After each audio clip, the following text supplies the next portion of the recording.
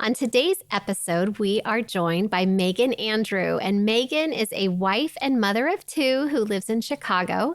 She's been on several design teams and currently works for Scrapbook and Cards Today magazine, which we love here at Scrapbook.com. Meghann has a background in interior design and loves the fine details in creating things, which we will get into in this episode. Welcome, Meghann. Thank you so much for having me. I'm really excited to be here. Well, thank you for being here. We're excited to dig in. You've got a lot to teach us today and a lot of great tips to give us. So we're excited to speak with you as well. So Thanks. let's just start digging in. Tell our listeners a little bit about yourself and how you first got into crafting. So I've kind of been a crafter all my life. I kind of followed in my mother's and grandmother's footsteps. My mom dabbled in everything from knitting, crocheting. My grandmother was a sewer, so she sewed a lot of our doll clothes and my mom's clothes when she was growing up.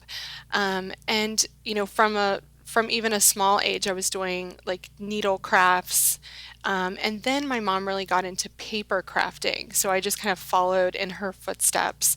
But she loved card making. And she had a friend who was a Stampin' Up! Demonstrator.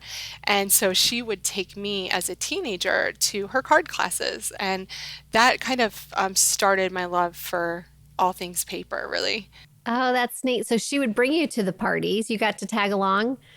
Yes, and she even would like buy me some things too. Well, to be fair, I think I pretty much used all of her stash like while I was Yes. growing up. Yeah, so it was really great. But so I've always been creative, and I just had my mom to thank for helping me out. That's great. And then when did you get into the scrapbooking realm? Um, so I know that I kind of pasted photos into my senior yearbook, but it wasn't until 2008, after we got married, we took a honeymoon in Tuscany. We lived in the UK at the time, and so we just, hopped over to Italy and had our honeymoon. And afterward, I just really wanted to document it, and so that was my first scrapbook. And I think it was like an 8 by 8 or a 9 by 9. It has scrolls and tons of pearls and, brown in it, a lot of Oh, brown. yes. Yes. So, but that was my first project.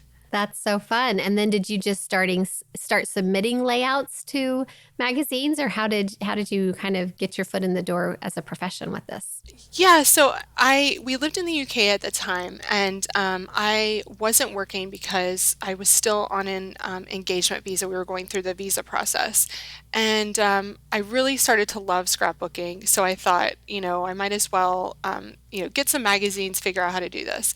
And I think the first magazine I was ever published in, and I still have to find this issue, was Scrapbook.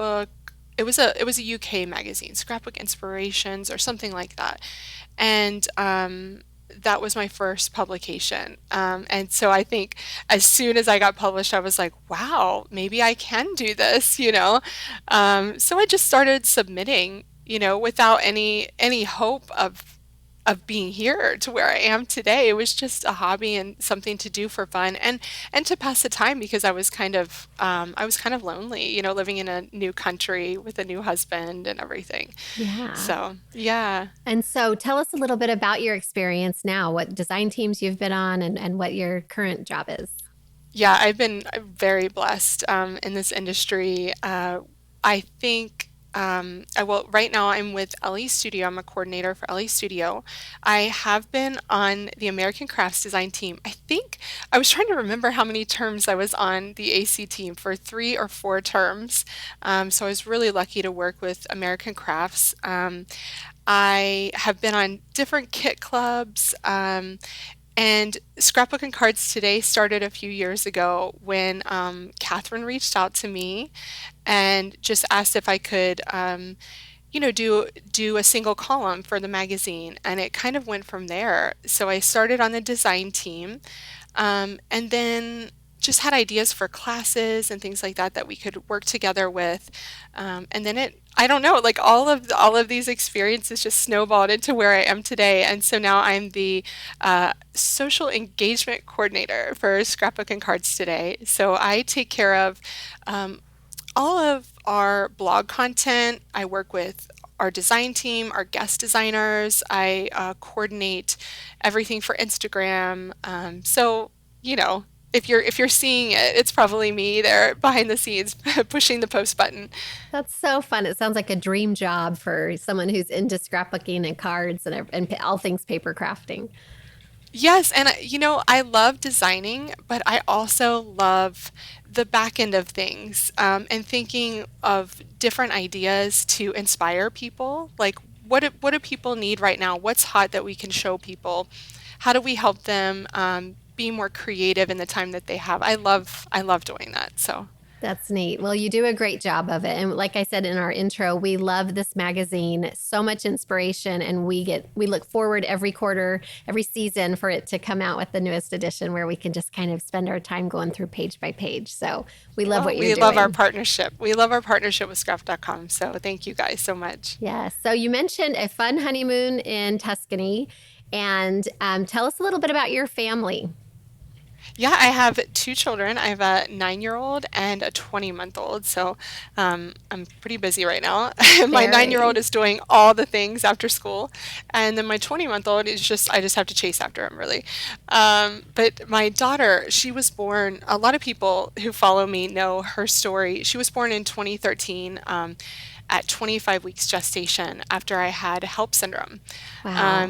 Yeah, and so it just came about with no warning, and I didn't have the normal variation of HELP syndrome that would have high blood pressure. So they didn't know until like almost the last minute. Mm. So she had to be born emergently, and she was just over a pound in weight. And so that kind of put a hold on my scrapbooking for a bit, as you can imagine. Well, yes, So truly a miracle, baby. she is. She definitely is, and we are really blessed that she is in good health, and we had a great team of doctors and healthcare professionals. Yeah. Yes, definitely a blessing. Tell us a little bit about how maybe that experience shaped you or just kind of changed your focus in life overall. Yeah, I think when you go through something like that, anything with an illness or something that you experience with a loved one, it really puts things in perspective for sure. I the phrase "don't sweat the small stuff." Well, I really don't anymore Yeah. because um, I just look at all the bigger things that could go wrong and realize how blessed we are. So, um, yeah, my motto is really everything is fixable, Hmm. because if it's not life threatening like that, then we can deal with it, right? And so I definitely put that towards my crafting, my paper crafts right now. I don't stress. I just try to enjoy the process. Oh, I love that. I think that's so important. And in life in general, it really does bring a perspective to it of, we can get through this and it's not that big of a deal, if, It because does. yeah, go Yeah. ahead.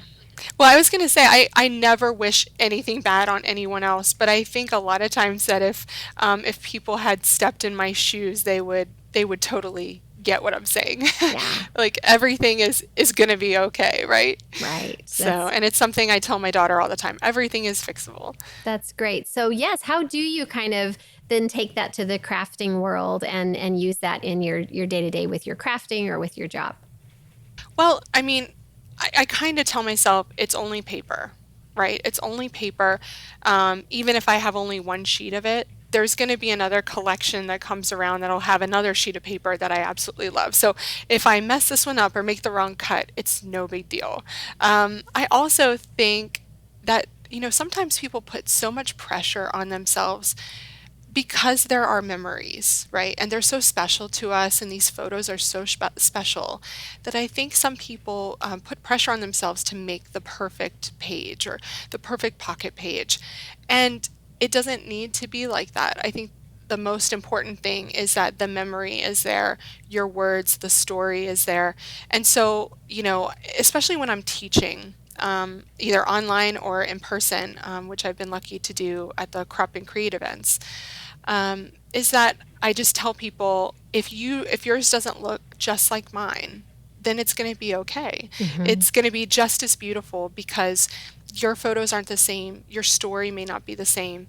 So yours is going to be unique. And I always want people to remember that it's just paper and It's not stress. really, really a good reminder. And yes, you Yeah, look back at like maybe old albums, you care less about the layout. You're just grateful you documented that moment. So I think that is if we so can, true. yeah, keep our Yeah, focus on that, that's so important. yeah. I've never gone back and said, why did I choose that embellishment?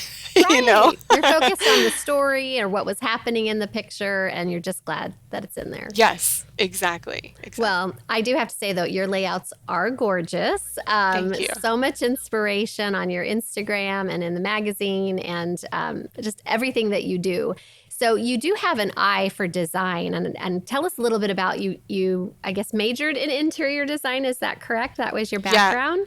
yeah, my degree is in interior design, and I'm still a registered interior designer.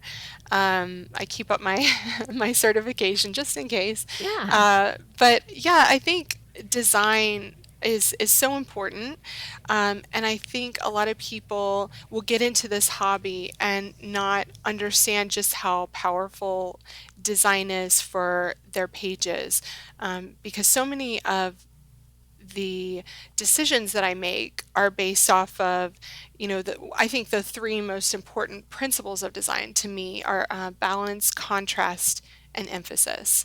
And whether you're doing a scrapbook layout or you're designing your living room, I think Hmm. all of those things, or say you're creating an ad in the Scrapbook and Cards Today magazine, right? Those three principles are just as important across everything. Oh, I'm excited. Let's dig in. Okay, let's Okay. start with balance and talk about balance and how that can help us in a layout.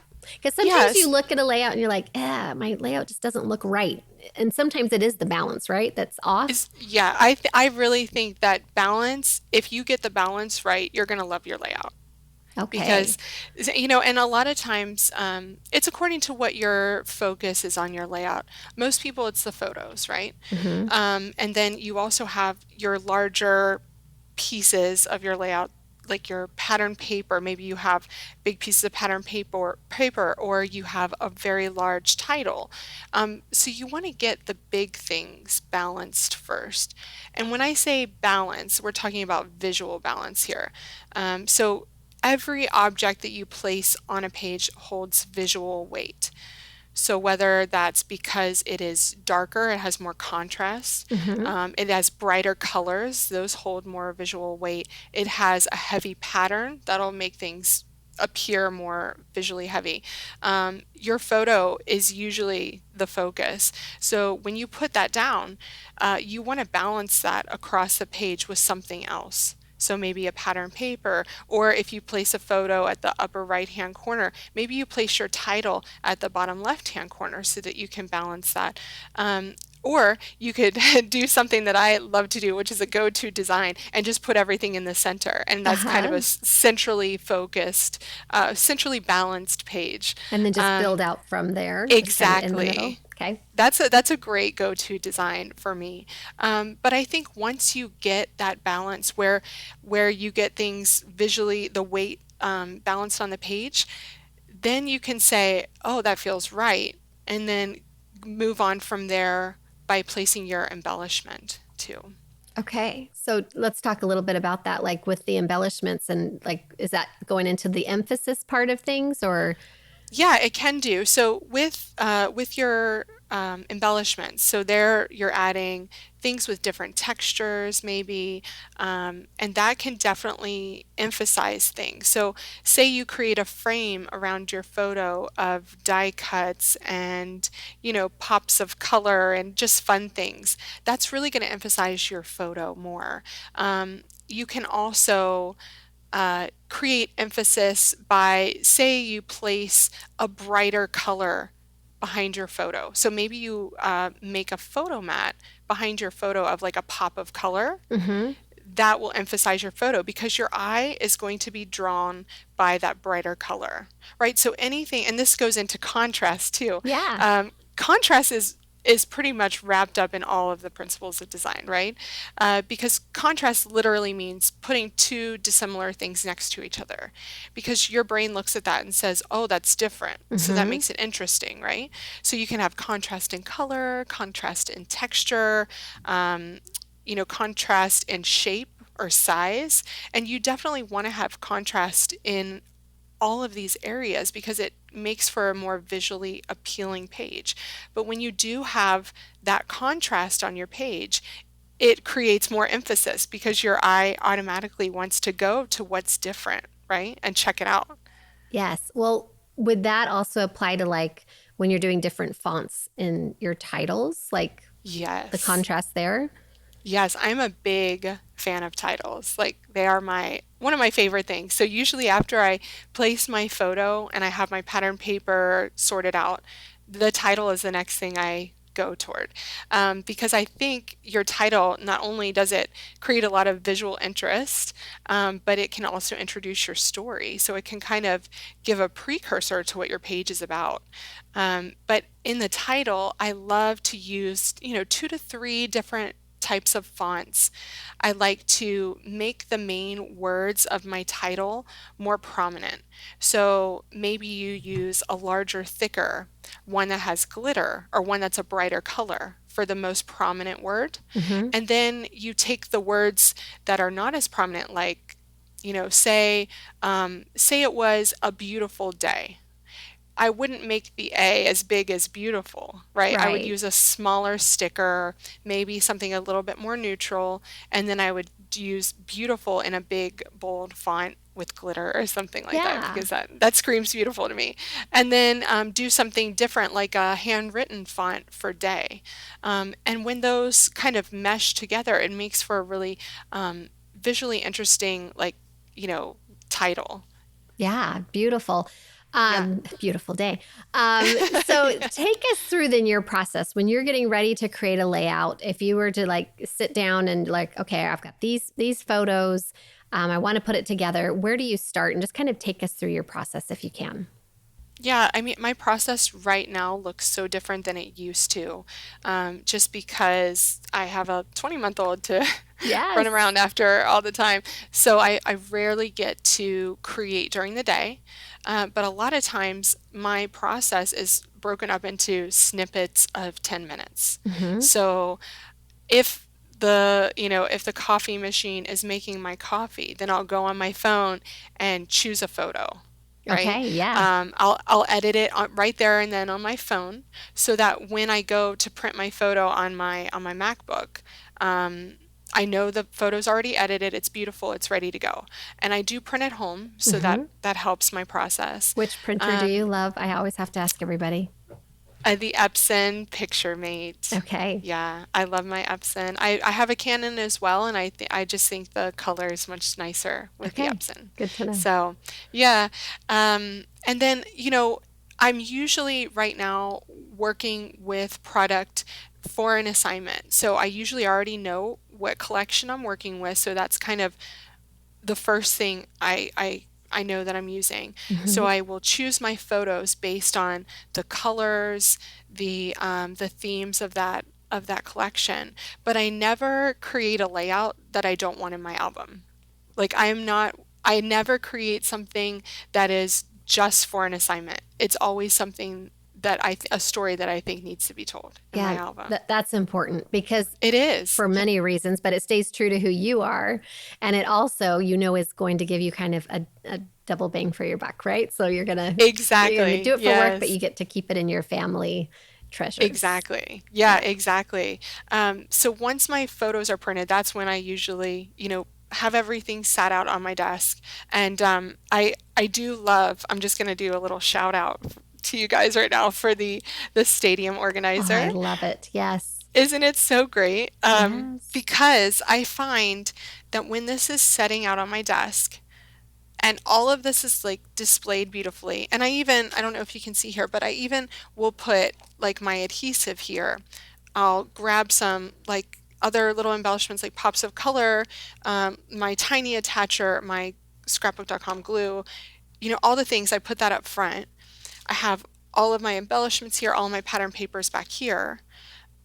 When that's sitting out on my desk, I feel like I'm ready to go.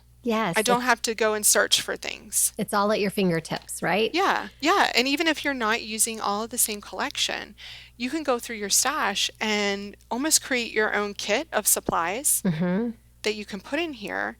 And especially this is what's really fun is that you can mix this up for different seasons. So all the Oh new yeah. stuff is coming now. You can have what's on right now, and then when the new stuff comes, you can switch out your collection and have it just sat on your desk ready to go. It's a great Um, idea. yeah, so that's kind of what I do. So I'm ready to go. I have to say too with that organizer, what I love is you can keep it in your craft room, but then also I bring it downstairs if my family's watching a movie. It's easy to transport all of your items. Just pick It it up and is. carry it, and then you can kind of craft wherever you are in the house. Yes, So it is. It's easy to just grab and move around. It's so sturdy too. That's what I love yeah, about it. It's really, really sturdy. holds a So, ton. So yeah. okay, I love the tip. Just what you can do in like a 10-minute period. Maybe have a Yeah, snippet. Have exactly. things at your fingertips so you're ready to go. And then, is there anything else that you kind of do as you're getting ready to dive into a layout? I think that's it. I mean, I usually film, even if I don't get a chance to create a video, I usually film because I find that if I know that the camera is on me, then I'm kind of going to work more efficiently with what I Hmm. have at my fingertips instead of stopping and going across the room to grab something, right? Yeah. Yeah, so all my inks are here, everything is ready to go. But usually my creative time is at night. So a lot of times, if I know that I don't want to be up too late, I'll set a timer, That's a good and I idea. yeah, and I keep myself to that.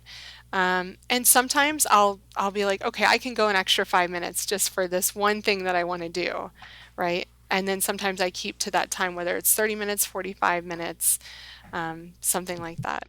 So, how do you decide then with your photos, like how many to use? Sometimes we get caught up in thinking we have to use every single one that we have from an event. How do you maybe go through that selection process and narrow that down? I am definitely a 1 to 2 photo scrapbooker. Okay. If I'm doing an 8.5 inch by 11 inch layout, which is my favorite size, or even if I have more room on a 12 by 12, I like having that white space. I don't like to crowd my pages. Hmm. And I really think that you can choose 1 or 2 photos and tell the story with just those. Like instead of using 6 or 7 photos, which some of them might not contribute to the story as much. So, if it's a photo, say, of my daughter, a really beautiful portrait photo, that might not be a story about an event or something like that. It might be a personal story about her, something that she's achieved or something that she's done. And that's where those layouts will be more of like letters to her. I Hmm. always I always kind of write to my kids. Even in my pocket pages, I'll write this weekend we did this, Okay. Hmm. just because I think, well, I hope someday that my kids will actually read it, you know. Yeah. And my daughter already does. So that's the great thing is that she's 9, and so I make traveler's notebooks just for her, so that I know that she can have those because they're small and easily portable. So I make those just for her. She already goes through those. But What do you say put separately? Sorry, in a no, go ahead. traveler's notebook versus maybe your albums. Like, do you I do think certain things in there for her? yeah, I do. So I started out with her traveler's notebooks doing a favorite memory of each month. Oh, cute. It's kind of cool. And one of my tips is that I do pocket page scrapbooking and I do monthly layouts. Hmm. And so I can just look at those monthly layouts and choose one memory from those to pull out and put in her traveler's notebook. I can Okay. also look at those monthly spreads and decide what memories that I need to delve more into and do actual layouts for those. So I think my monthly pocket page scrapbooking helps me to kind of plan and prioritize Yeah, stories. that's a great Yeah. idea. It sounds like they all kind of spin off from there, depending They on do. what was Yeah, going they on. do. And if it's a story that's quite personal to her, say, one that I did is that she was really She really wanted to learn how to jump rope a few years ago. And so that is something that would go into her album because it was like a personal accomplishment for her. Oh, Um, neat. or a birthday party. I always put her birthdays in there, things like that. So something that's more personal to her will always go in her album. If it's something that we did as a family, it'll go into our scrapbooking album. And then, all the monthly pocket page spreads. Those are just a mesh of everything. Oh, I love how you've set that up. Those are great ideas. So, Yeah. so going back to the journaling, so I love that you kind of put it in that personal perspective of, you, and you're kind of saying Yes. that to her, and it's like Uh-huh. all these love letters that you're writing to her as you're journaling and thinking about her, and she'll know that it's a message from mom to me, which is really neat. Exactly. Any Yeah. other It's very tips? personal. Yeah, Yeah. very personal. Any other tips with journaling that you've learned over the years or try to incorporate? I think really, I mean, I am not a huge journaler. I don't write a ton, um, but I find that I journal more efficiently if I type my journaling. Mm-hmm. So my handwriting is very neat. I did architectural writing in Oh, design school. love it. Um, yeah, but when I'm writing, I'll usually go between, plain writing and cursive writing, and so sometimes it can get a little bit messy when I'm writing quickly. Okay. And I find that my writing is too big to get all the words down on the page.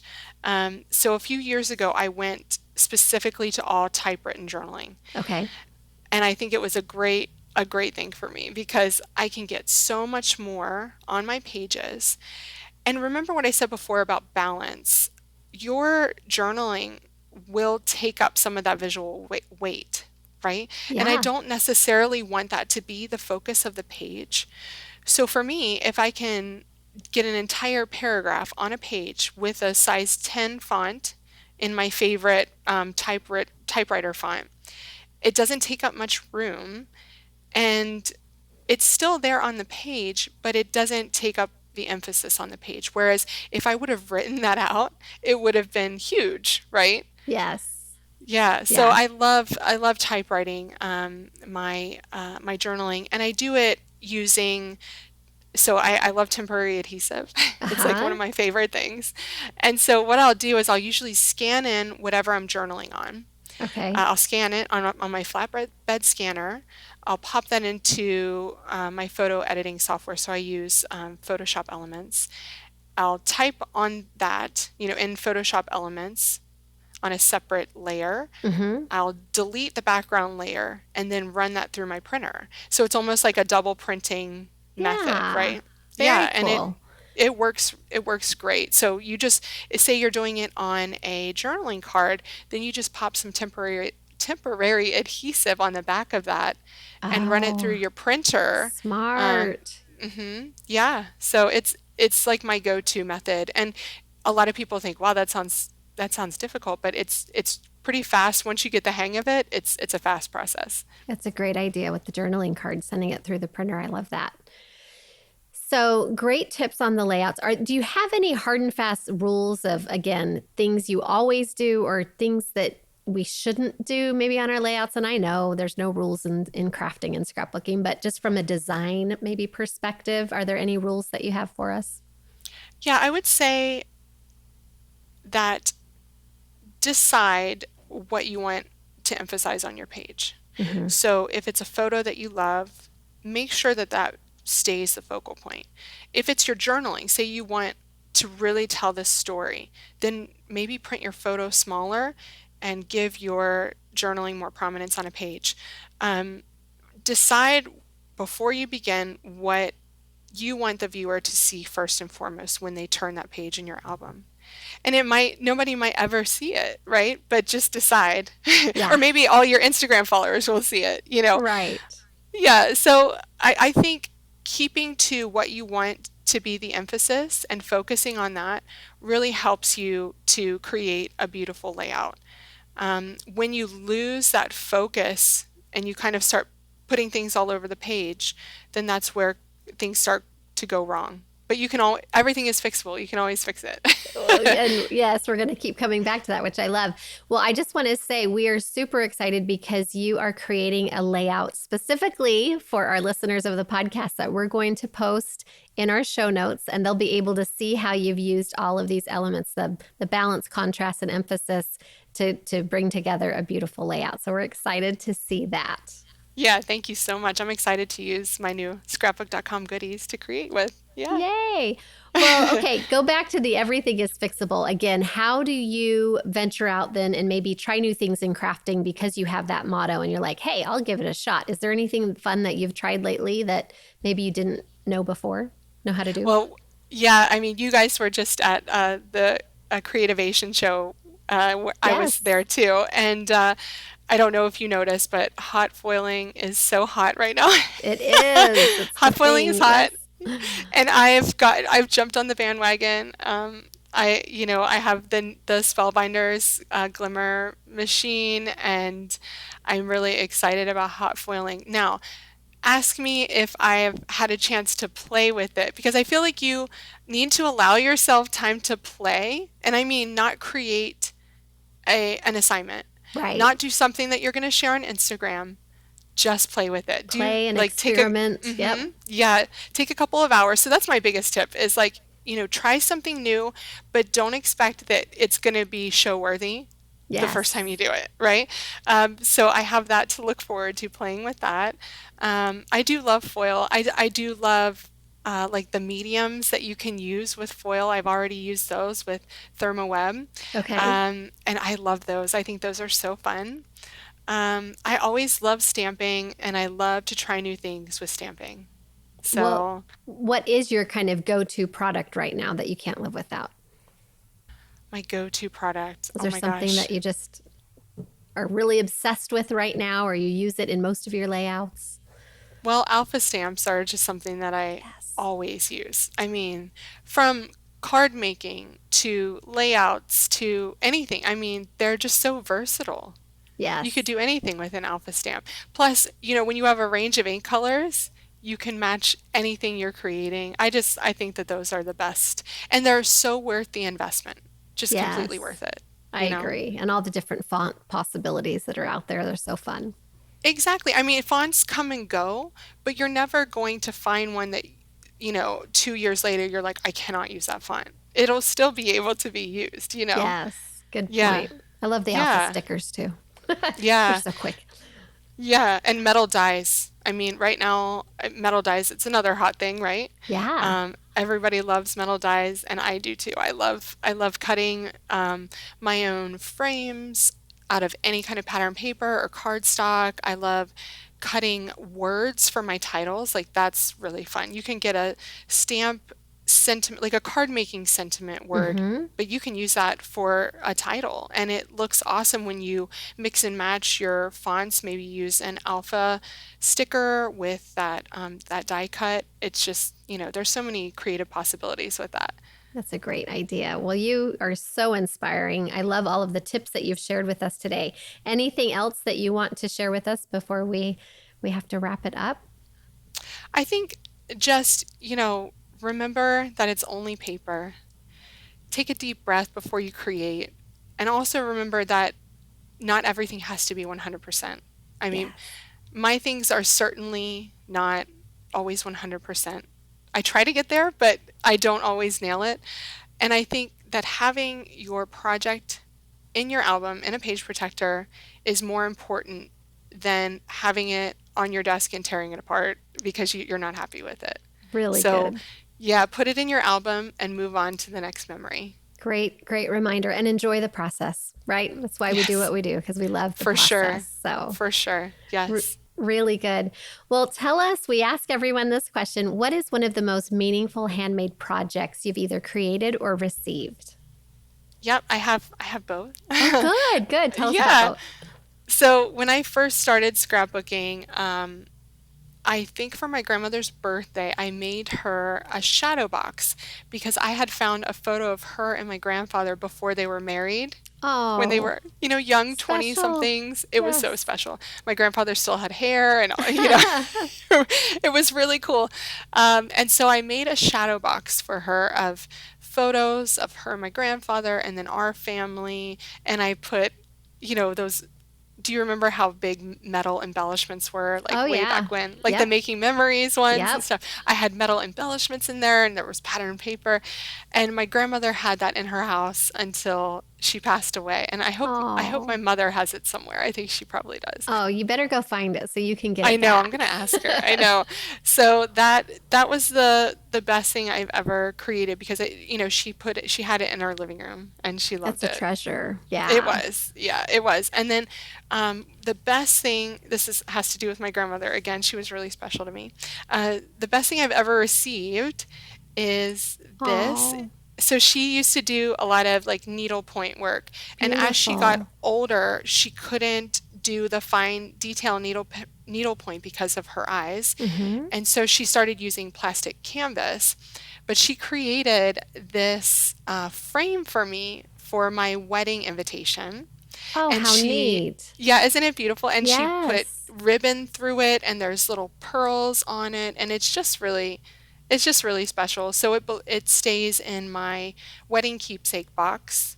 I'm even too afraid to hang it up. But yeah, she created that for me and put our wedding invitation on the inside. That is so beautiful. And to know that grandma handmade that, you will absolutely treasure that forever. I love that. Yeah, yeah, she's passed away now. So, I mean, all these things that she has made for me, and I have a lot of things. I definitely cherish them for That sure. you do. Those handmade creations are the best. Yes, And they you can are. Yeah. tell you've got your creativity goes through many generations. So Yes, it probably got it does. from your grandma as well. Yes, I'm blessed in that sense for sure. And before we let you go, can you let us know, Meghann, where can our listeners find you online?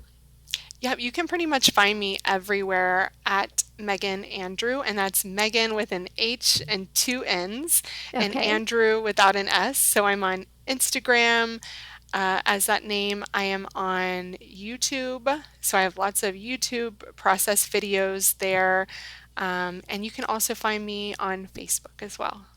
Wonderful. And again, it's Meghann, Andrew, no S. That's correct. Yes. All right. Well, thanks again for being with us today. Thank you.